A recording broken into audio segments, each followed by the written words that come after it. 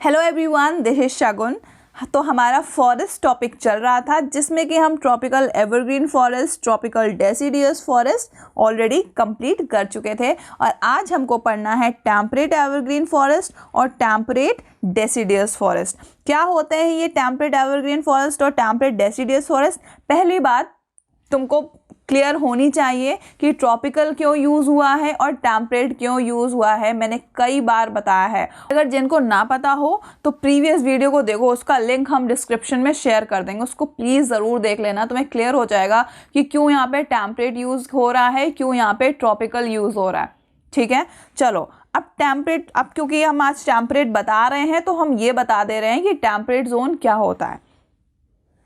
से temperate zone tropic of cancer से ऊपर यानी कि नॉर्थ की तरफ जब तक आर्कटिक सर्किल वाली लाइन नहीं आ जाती, ये पूरा इलाका कहलाता है तुम्हारा टेम्परेट जोन। ठीक, उसके बाद ट्रॉपिक ऑफ कैप्रिकॉर्न से लेकर नीचे जब तक एंटार्क्टिक सर्किल वाली लाइन नहीं आ जाती तब तक ये इलाका कहलाता है टेम्परेट जोन। अब बस इसी जोन में पाए जाने वाले फॉरेस्ट टेम्परेट एवरग्रीन कह लो या फिर टेम्परेट डेसिडियस फॉरेस्ट कहलाते हैं। उम्मीद है अब क्लियर होगा। और ट्रॉपिकल, अब समझ जाओ यार ट्रॉपिकल क्या होते हैं। चलो अच्छा, ट्रॉपिकल जोन भी बता देते हैं। इक्वेटर से 23 डिग्री नॉर्थ जो ये ट्रॉपिक ऑफ कैंसर की लाइन है यहाँ तक, उसके बाद इक्वेटर से 23 डिग्री साउथ जो यहाँ पर ट्रॉपिक ऑफ कैप्रिकॉर्न की लाइन है, ये इनके बीच वाला जो एरिया है यही पूरा ट्रॉपिकल जोन होता है। और इस ट्रॉपिकल जोन में पाए जाने वाले ट्रॉपिकल एवरग्रीन फॉरेस्ट या फिर ट्रॉपिकल डेसिडियस फॉरेस्ट कहे जाते हैं। और आज हम जो देखने वाले हैं वो देखेंगे कि टेम्परेट जोन में किस तरह के फॉरेस्ट पाए जाते हैं। टेम्परेट एवरग्रीन फॉरेस्ट का पहला पॉइंट दिया हुआ है, the temperate evergreen forest are located in the mid latitudinal coastal region. बात समझ में आई? कुछ पल्ले पड़ी? अभी हम तुमको समझा के आए हैं कि कौन सा इलाका है जहाँ पर टेम्परेट एवरग्रीन फॉरेस्ट पाए जाते हैं। चलो एक बार मिड लैटिट्यूडनल की बात आई है तो फिर से देख लेते हैं। मिड लैटिट्यूडनल यानी कि लैटिट्यूड हमेशा इन लाइनों को बोलते हैं, जो अर्थ में इस तरह की लाइन होती है लेटी हुई वो लैटिट्यूडनल, और लॉन्गिट्यूडनल जो खड़ी खड़ी लाइन होती है इस तरह से हमारी अर्थ में लाइन होती है, देखी होंगी अगर, तो ये लैटिट्यूडनल होगी। अब मिड लैटिट्यूडनल की बात की है, अब मिड लैटिट्यूडनल की बात की गई है ना, तो भैया यही वो इलाका है जहाँ पर ये टेम्परेट एवरग्रीन फॉरेस्ट पाए जाते हैं।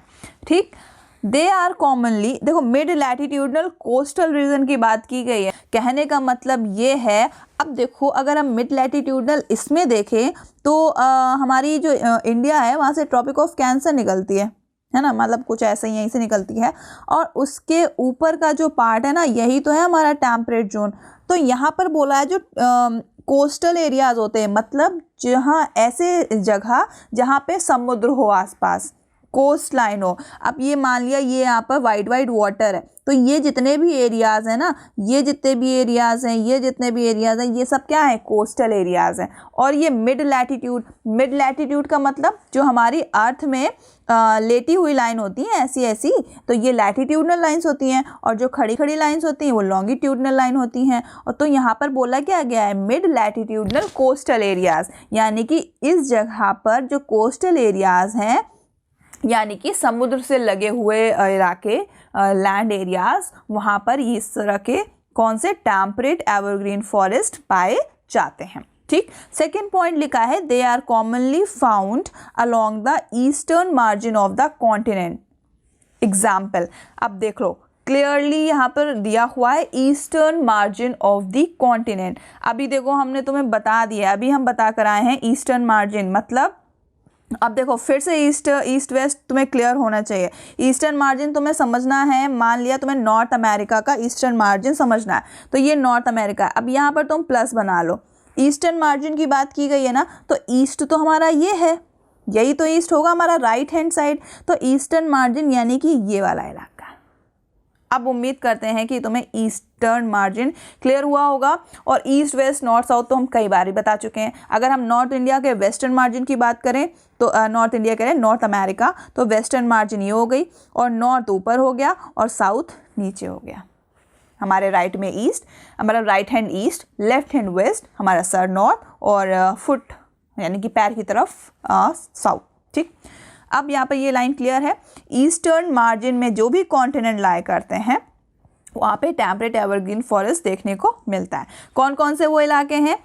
इन साउथ ईस्ट यूएसए, यूएसए का साउथ ईस्ट वाला हिस्सा, यूएसए का साउथ ईस्ट वाला हिस्सा, चाइना का साउथ वाला हिस्सा और ब्राज़ील का साउथ ईस्ट वाला हिस्सा। अब हम इसमें से तुमको एक का बता देते हैं, साउथ चाइना, क्योंकि यहाँ पर यूएसए अभी मैप में क्लियर नहीं तुम्हें दिखेगा, और ब्राज़ील भी चलो अच्छा बता ही देते हैं, साउथ ईस्ट।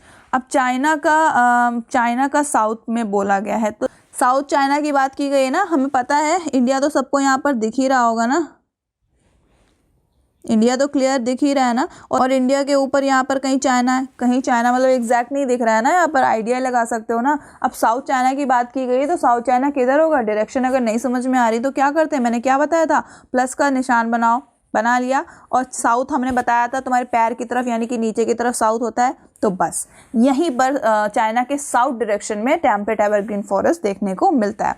और अगर बोला जाता है कि साउथ ईस्ट, तो हमें पता है हमारा राइट हैंड ईस्ट होता है, तो साउथ ईस्ट क्या होता है, मतलब साउथ से ईस्ट के बीच में जितने भी एरियाज है उनको उनकी डायरेक्शन साउथ ईस्ट बोली जाती है। तो अगर कहा जाता है कि चाइना में साउथ ईस्ट जो इलाके हैं वहाँ पर टेम्परेट एवरग्रीन फॉरेस्ट पाए जाते हैं, तो हम ऐसे करके देख लेते। ठीक, अब देखो तुम्हें क्लियर हो गया कि साउथ चाइना में कहाँ पर ये फॉरेस्ट हो सकते हैं। अब तुम्हें ये भी पता होगा, देखो कोस्टल एरिया यहाँ पर चाइना का सी है, तो यहाँ पर ये टेम्परेट एवरग्रीन फॉरेस्ट देखने को मिल सकते हैं। कोस्टल एरिया बताया था ना, मिड लैटिट्यूड कोस्टल रीजन, और ब्राज़ील का साउथ ईस्ट। अब ब्राज़ील यहाँ पर बीच में है ना, ब्राज़ील एकदम इक्वेटर के आसपास ही है। अब ब्राज़ील के साउथ ईस्ट की बात की जा रही है, तो ब्राज़ील तुम्हारा साउथ अमेरिका में है, साउथ अमेरिका कॉन्टिनेंट ये रहा, और यहाँ पर कहीं है ब्राज़ील। मान लिया कि ब्राज़ील यहाँ पर है बीच में कहीं पर, तो उसका अगर हम साउथ ईस्ट अगर देखें तो नीचे साउथ, यहाँ पर ईस्ट, तो ये वाला जो इलाका होगा ब्राज़ील का, वहाँ पर टेम्परेट एवरग्रीन फॉरेस्ट देखने को मिलेगा। ठीक है, अभी हमने तुमको मैप से भी क्लियर कर दिया है कि इन एरियाज़ को कैसे चेक करते हैं। और आखिरी पॉइंट है, they comprises both hard and softwood trees. इन इलाकों में मतलब इन जंगलों में हार्डवुड और सॉफ्टवुड दोनों तरह के पेड़ पाए जाते हैं। For example oak trees, pine trees and eucalyptus. अच्छा, यूकेलिप्टस तो मैं बचपन में अच्छा एक बात बताओ, तो टेम्परेट एवरग्रीन फॉरेस्ट क्या होता है? अभी उम्मीद है क्लियर। टेम्परेट यानी कि टेम्परेट जोन में, एवरग्रीन यानी कि हरा भरा, और फॉरेस्ट तो जंगल तुम जानते ही हो कहाँ कहाँ कौन कौन से इलाके बता दिए, कौन कौन से ट्रीज यहाँ पर पाए जाते हैं ये भी बता दिया। अब हम बात कर लेते हैं टेम्परेट डेसिडियस फॉरेस्ट की। क्या होते हैं टेम्परेट डेसिडियस फॉरेस्ट? टेम्परेट का मतलब समझ गए तुम, टेम्परेट यानी कि टेम्परेट जोन में। डेसिडियस का मतलब अगेन वो ट्रीज जो कि अपनी लीव्स एनुअली यानी कि हर साल शेड करते हो, यानी कि पतझड़ होता हो। ठीक है, ऐसे जंगल या फिर ऐसे पेड़ जिसमें हर साल पतझड़ होता हो, डेसिडियस, इसका मतलब ये हुआ। फॉरेस्ट जंगल होते हैं। ठीक है, अब यहाँ पे लिखा है as we go towards higher latitude there are more temperate deciduous forest. जैसे हम थोड़ा सा हायर लैटिट्यूड की तरफ बढ़ते हैं, हायर लैटिट्यूड का मतलब थोड़ा सा ऊंचाई की तरफ, लैटिट्यूड यानी कि बोल सकते हो थोड़ा सा नॉर्थ की तरफ। हायर लैटिट्यूड में जब हम बढ़ते हैं तो हमें टेम्परेट डेसिडियस फॉरेस्ट देखने को मिलते हैं। These are found in the north eastern part of the USA के नॉर्थ ईस्टर्न पार्ट में, चाइना में, न्यूजीलैंड में, चिली में, and also found in the coastal region of western Europe. ये कुछ इलाके हैं जहाँ पर ये फॉरेस्ट देखने को मिलते हैं। अब डायरेक्शन हमने अभी बता दी है, तो डायरेक्शन में कोई डाउट नहीं होना चाहिए, अपना सर्च कर लेना मैप में कहाँ पर लाई करते हैं। अगर तुम्हारी इच्छा है तो, इंटरेस्टेड हो इन चीज़ों में तो, अदरवाइज उतना ही पढ़ो जितना तुम्हारे एग्जाम के लिए इम्पोर्टेंट है। ठीक, उसके बाद लिखा है they shed their leaves in the dry season, the common trick. अब देखो, जो टेम्परेट हमने जो ट्रॉपिकल डेसिडियस फॉरेस्ट पढ़ा था ना, और जो अब हम टेम्परेट डेसिडियस फॉरेस्ट पढ़ रहे हैं, दोनों में कुछ चीज़ें कॉमन है। कॉमन जैसे वहाँ पर भी पतझड़ होता है, यहाँ पर भी होता है। भी ट्रॉपिकल डेसिडियस फॉरेस्ट भी मानसून पे डिपेंड करते थे, और ये भी मानसून पे ही डिपेंड करते हैं। फ़र्क सिर्फ इतना है कि वो ट्रॉपिकल जोन में थे और ये टेम्परेट जोन में है। यहाँ पर जो कॉमन ट्रीज़ हैं वो हैं ओक, ऐश और बीच। ये कुछ ट्रीज़ हैं जो कि टेम्परेट डेसिडियस फॉरेस्ट में पाए जाते हैं। और एनिमल कौन कौन से यहाँ पर, डियर है, फॉक्स है, वॉल्स हैं, ये कॉमन एनिमल हैं। और बर्ड्स हैं यहाँ पर, फीजेंट है, मोनल है, ये कुछ बर्ड्स जो इस फॉरेस्ट में देखने को मिलते हैं। देखो कंफ्यूज बिल्कुल भी नहीं होना है, एवरग्रीन और डेसिडियस तुमको दोनों ही जोन में देखने को मिले हैं, ट्रॉपिकल जोन में भी देखने को मिले हैं और टेम्परेट जोन में भी देखने को मिले हैं। डिफरेंस बस ऐसे रखना कि जो ट्रॉपिकल जोन है वहाँ पर भी दोनों तरह के फॉरेस्ट पाए जाते हैं और जो टेम्परेट जोन है वहाँ पर भी दोनों तरह के फॉरेस्ट पाए जाते हैं। अब भैया ये थोड़ा ना है कि बारिश एक ही जगह होती है, बारिश तो हर जगह होती है ना, तो उसी हिसाब से फॉरेस्ट को भी डिवाइड किया गया है बारिश या मॉनसून के अकॉर्डिंग। ठीक है, तो टेम्परेट डेसिडियस फॉरेस्ट क्लियर हो गया।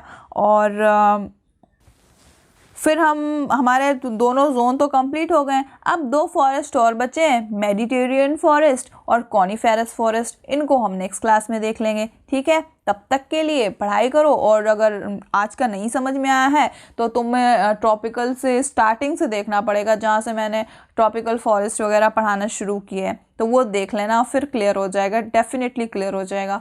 और अगर समझ में आया हो, वीडियो अच्छा लगा हो तो लाइक कर दिया करो, शेयर कर दिया करो, और चैनल को सब्सक्राइब नहीं किया हो तो भैया वो भी कर दिया करो अच्छे बच्चों की तरह। ठीक है, फिर हम मिलते हैं अगली क्लास में, तब तक के लिए गुड बाय।